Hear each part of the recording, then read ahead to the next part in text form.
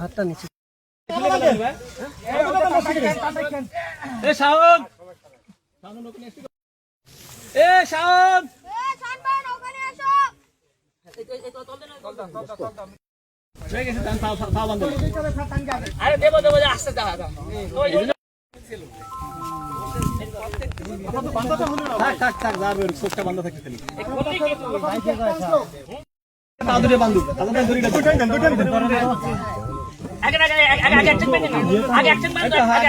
আলী রহমতুল্লাহ দিঘির একটা ছোট বাচ্চা দিঘিতে কুমির তাকে আক্রমণ করে এবং বাচ্চাটা মারা যায়।